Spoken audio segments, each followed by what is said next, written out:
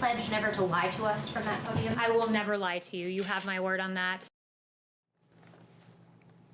Well, there it is, Kayleigh McEnany making that pledge during her first official White House briefing since becoming press secretary that yesterday. You know, the briefing in which she appeared was the first in over a year in that room. Ms. McEnany hinted that the press conferences could again become a regular occurrence now that she is the press secretary, and she'll no doubt face a lot of controversies. One brewing right now in Washington, the White House decision to block Dr. Anthony Fauci from testifying before a House panel on the administration's response to the pandemic, calling that, quote, counterproductive at this time. But, you know, we are told that Dr. Fauci will appear before a Senate Health Committee hearing, that to happen in about 2 weeks. And we now have the press secretary herself, Kayleigh McEnany, joining us from the North Lawn of the White House. Welcome. Thank you for joining us this afternoon. As you know, good to have you, and good to have you answering the questions. Dr. Fauci, as you know, Kayleigh, has become a somber messenger of truth and reality. Some say, and I fear that the White House is trying to muzzle him. You're trying to keep him away from the Democratic House members, even though he's set to appear before the Senate. Why was the decision made not to have him appear before the House? Yeah, so let me explain that, Eric. First of all, we act in good faith, and we expect the same of our counterparts, the Democrats in Congress, namely. We want to ensure that our experts, that it's the best use of their time at that moment. It doesn't detract from their day job. But beyond that, ensuring that the right subject matter expert is there for the right testimony. So, for instance, in this case, Chairman Lowy actually made several calls to Chief of Staff Mark Meadows, who I just spoke with. And the Chief of Staff repeatedly asked what the subject matter of the hearing would be. Besides giving vague responses, she never gave too much detail as to what the actual subject matter would be, other than it being a subcommittee for HHS funding, which would have been a rather odd fit for Dr. Fauci, being that he's at NIH, which is a subdivision of Secretary Azar's HHS. So when we pressed for details as to why Dr. Fauci in particular was the right person for this testimony and this hearing, those details were never provided. In fact, the Chief of Staff gave his email address and never received a response from the chairman. They've publicly, Ms. Lowy, and they publicly said they want to investigate the administration, response. They're going to have Tom Frieden, on instead of the doctor. What do you think about that? Look, that's their decision, but they were not acting in good faith with the administration here. Beyond that, I'd also note where the Senate gave us their plans to social distance and how to do this safely. The House has yet to do that. So they're not acting in good faith. And this really was a publicity stunt on the part of Democrats, saying that the White House blocked Dr. Fauci, because that wasn't the case. Quite clearly not the case when he's going to be testifying before the Senate in just over a week. So, leave it to the Democrats to engage in publicity stunts and put out a false headline with no truth. Well, won't the Democratic senators have a chance to ask the doctor questions? That's exactly right. That's exactly right. The Senate has acted in good faith on this matter, and we readily provided Dr. Fauci. But we would encourage Chairman Lowy to do the same and to work with the Chief of Staff, because we certainly are trying to do that here. Meanwhile, in terms of testing, the administration's been accused of being way behind the ball on that. Underplaying the threat, not getting enough testing out. What can you tell us about that to try and reassure Americans? Because health experts, as you know, say testing and contact tracing are what needed to finally put this virus away once and for all.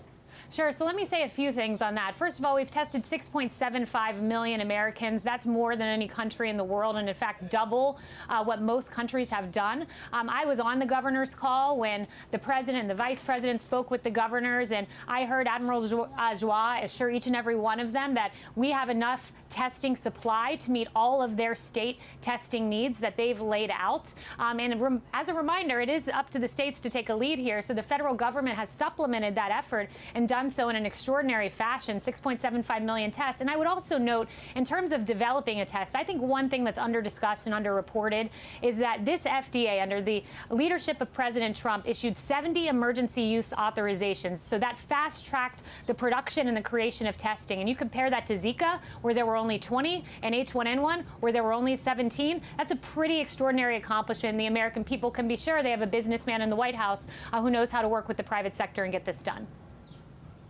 You're right when you point out that we've had more tests than any other country in the world. However, not per capita. 40 countries are ahead of us. We're right now at, 20,288 per million. I mean, Germany, Spain, Italy, Canada, Belarus. Israel's at double the numbers.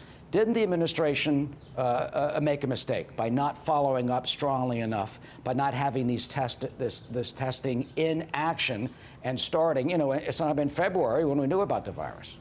Well, the administration acted quickly, and I'd note that on per capita in our hotspots, we have done more than each of those countries. I'd also note South Korea, which is hailed for their testing. Dr. Birx noted this week where they're doing 11 tests per 1,000. We're doing 17 tests per 1,000.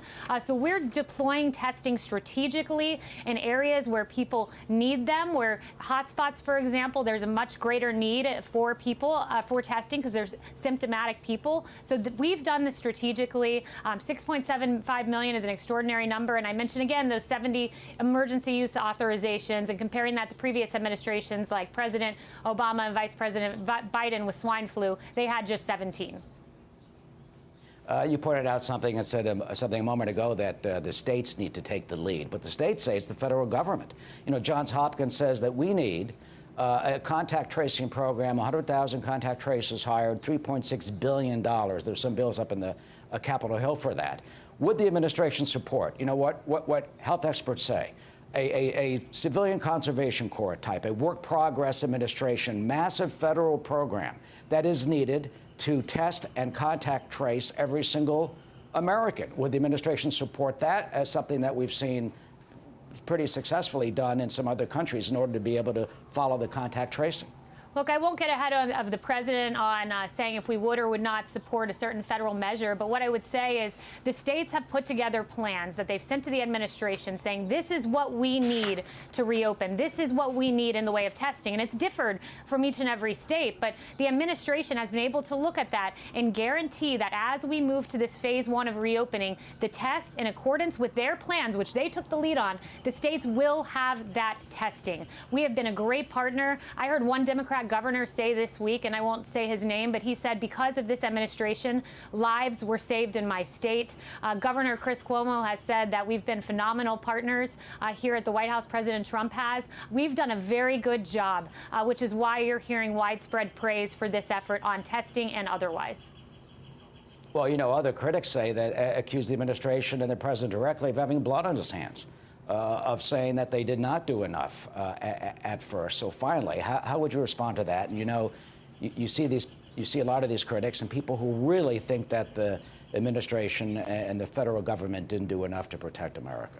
Yeah, that is a completely inappropriate accusation and one that just has no bearing in the truth. When you consider these facts, that this is the greatest mobilization of the private sector since World War II, when you consider the fact that this president was given a choice, and that was 2.2 million American lives lost or shutting down the economy. And he shut down the economy to save lives, to keep us far below that 2.2 million number. And the mobilization of the private sector has been extraordinary. For instance, in 95 masks alone, this president has deployed 75 million. On the average year, the healthcare system uses 25 million. So we have done 3 times that in just 2 months.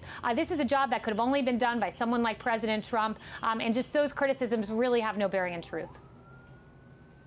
2 million if there weren't any actions taken, but there were Right. and have been social distancing and other actions taken. Kayleigh McEnany, I'm sure we'll have a lot more interviews down the road. You certainly are full of facts, a graduate of Georgetown and Harvard Law School, out on a Saturday on the front lawn of the White House.